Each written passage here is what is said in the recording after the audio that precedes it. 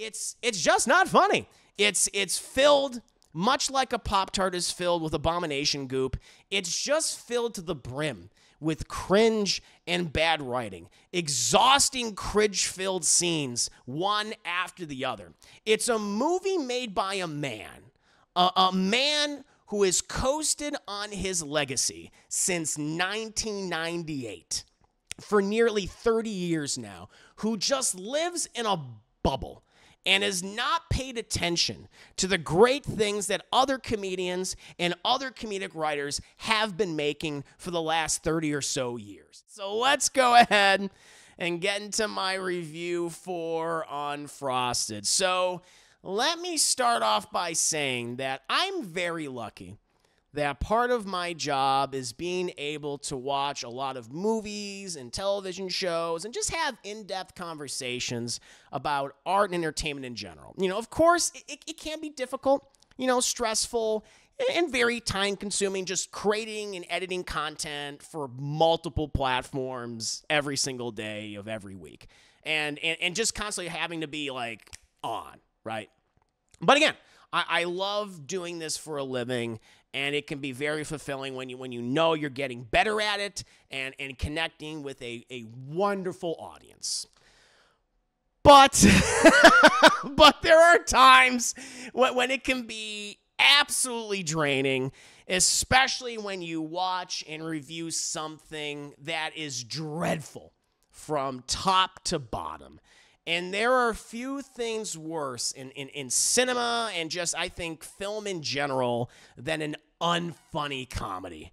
And Jerry Seinfeld's directorial debut with the Netflix comedy Unfrosted, which presents the fictitious origin of the Pop-Tart, is one of those painfully unfunny comedies.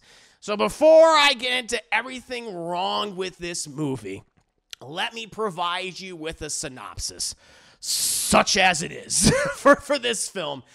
So, this piece of shit from the creators and minds behind B-Movie, you like jazz? Focuses on the food wars in the early 1960s between Kellogg and Post, with both trying to corner the market on breakfast food with a new breakfast pastry, and hijinks then ensue.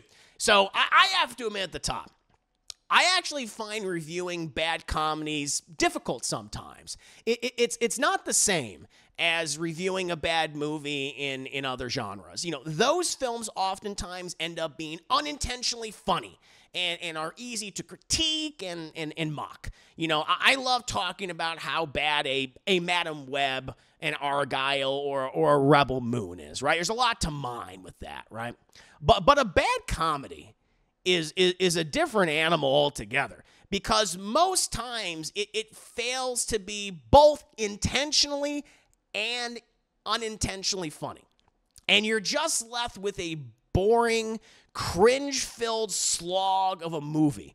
That's what Jerry Seinfeld's Unfrosted is. It just waddles from one painfully unfunny sketch to the next, often involving a 1 minute cameo. I'm not joking about that. Like a 60-second cameo with one of Jerry Seinfeld's friends or another comedian you might have seen before or over the last, 30 or so years. Yes, you do have your main and supporting cast that features, Seinfeld himself as like a William Post-inspired character who was the actual creator of the Pop-Tart back in the day. And people you've seen do these types of comedies before, like, pull a name out of the hat, chat. Melissa McCarthy, Jim Gaffigan, and Amy Schumer, a dozen other comedians that do these types of comedies seemingly every single year.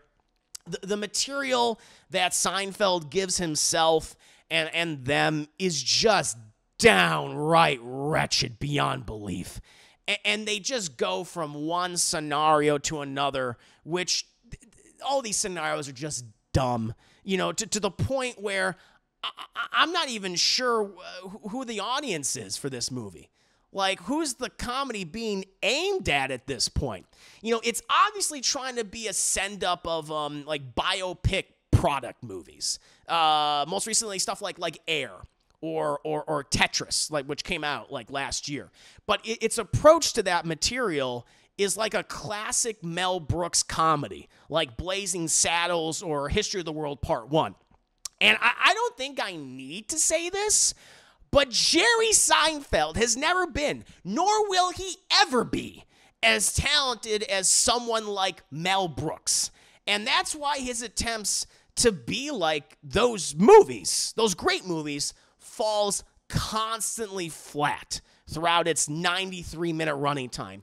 It's filled to the brim with references that people under the age of 50 will most likely not understand.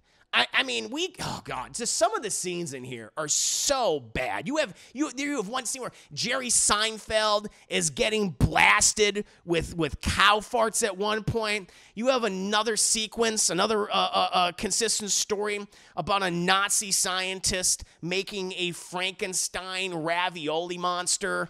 You have a January 6th inspired food mascot uprising and rebellion. Because, well, you remember that, Chad. You remember that, right? Oh, I remember.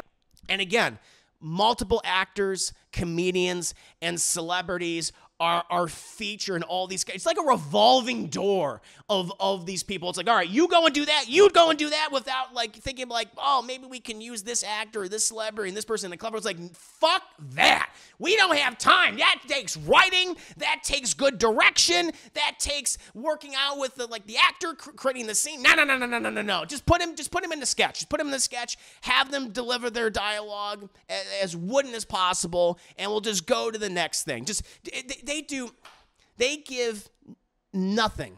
They give absolutely nothing to these actors. And you know, honestly, it's just what it is. It's these people writing the movie. It's what the makers of B-movie think is funny. And that right there is a big warning sign. It's giving all these comedians and celebrities and other actors material that the makers of B-movie think is funny. That's what it is. And that's the biggest problem with the film. It's just not funny. It's filled, much like a Pop-Tart is filled with abomination goop.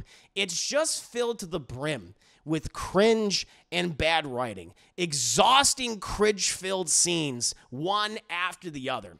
It's a movie made by a man who has coasted on his legacy since 1998, for nearly 30 years now, who just lives in a bubble and has not paid attention to the great things that other comedians and other comedic writers have been making for the last 30 or so years. That's why I also just want to address kind of like Jerry Seinfeld's recent comments while, promoting this movie, which I think he also did just because he knew this film would be widely criticized and mocked for just how wretched and bad it is. Saying stuff like how there's nothing funny on TV anymore, and that the extreme left and PC crap has just killed comedy in general, and how everything is woke now, et cetera, bullet point, talking point, you name it. So, I guess he's just never seen shows like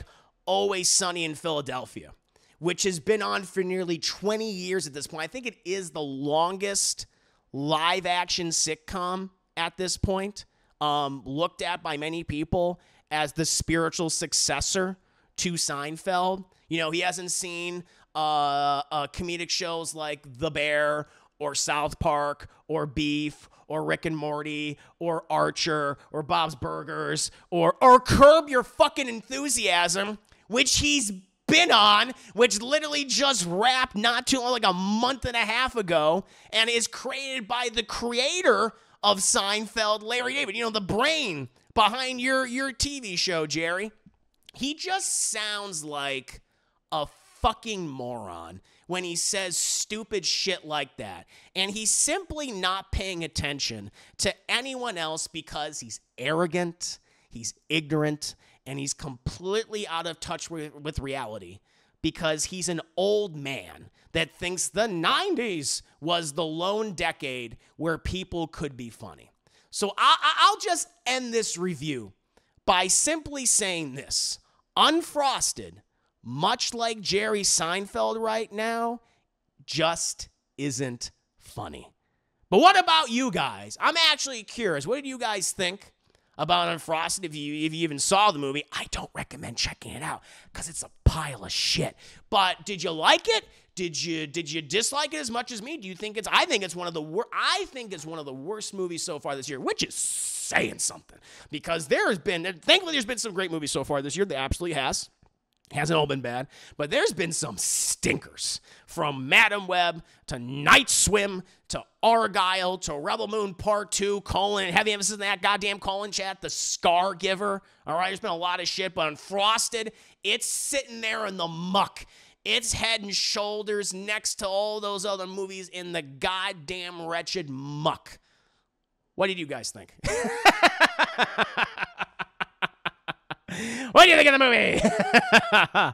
Oh, man. 5 minutes later. Oh, Christ. People find the B movie ironically funny, yeah. Yeah. Oh, my Lord. Oh, God. He doesn't know South Park. He probably doesn't know. He probably has no idea if South Park's still on.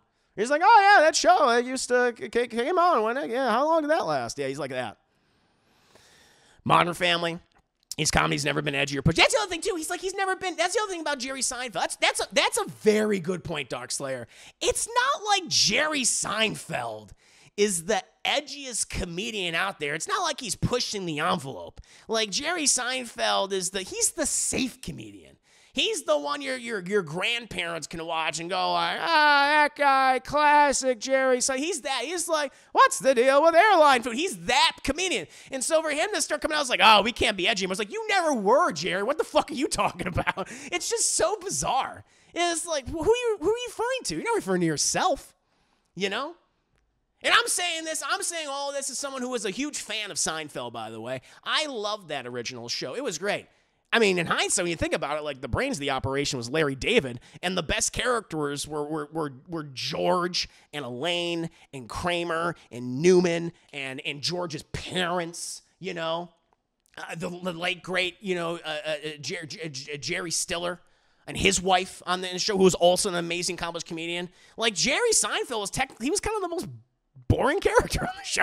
He was the straight man. He was like the everyman audience avatar character. Everyone else was more interesting. We always want to know there was a reason why.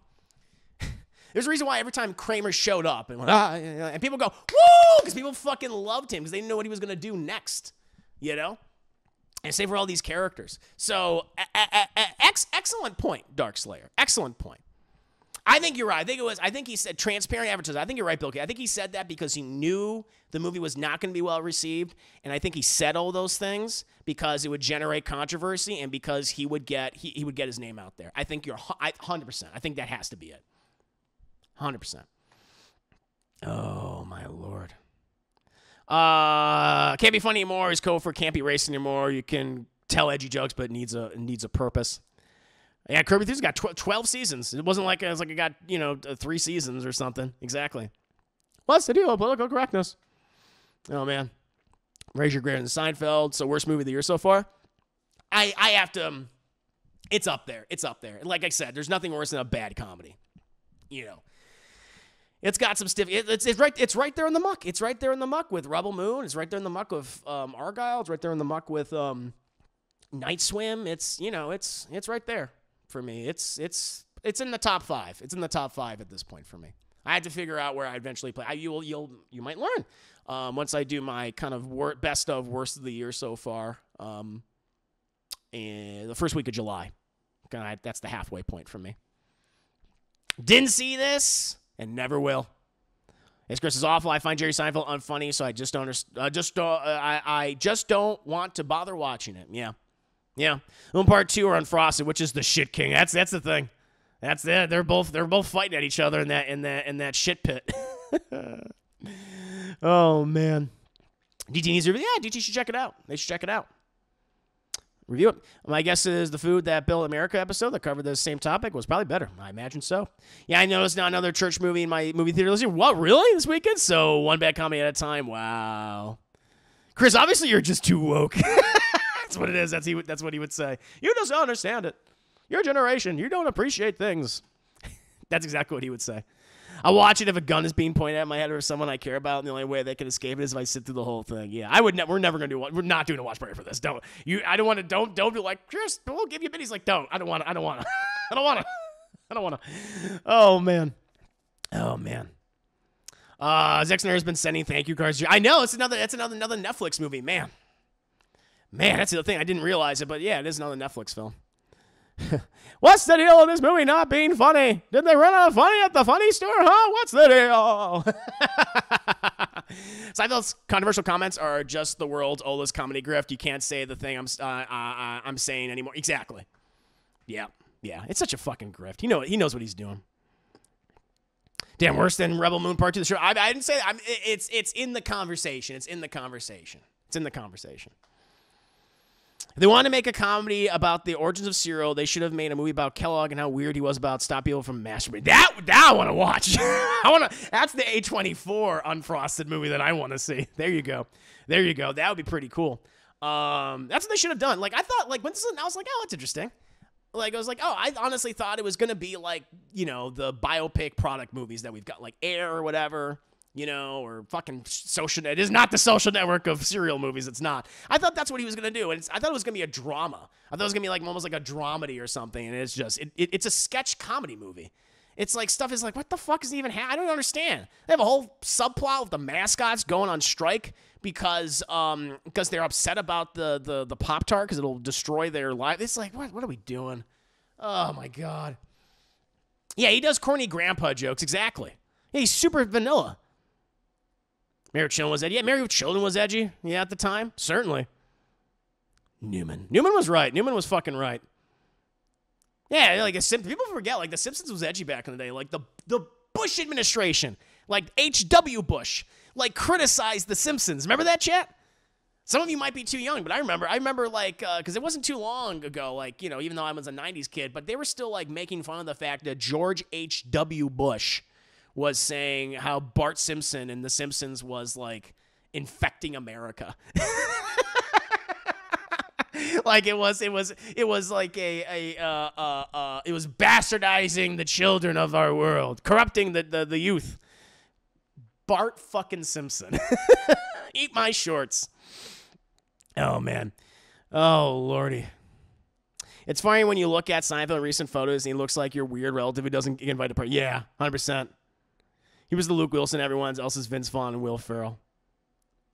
As someone who never, probably what's leave a coming up, he's up there, right? Well, for this year. As someone who never found Jerry Seinfeld funny, he was actually kind of interested in the premise of this. But yeah, there you go. Glad to hear no new grounds, but nothing. I thought he was like, oh, he's going to push himself. He doesn't push himself. He's coasting on everything he's ever done.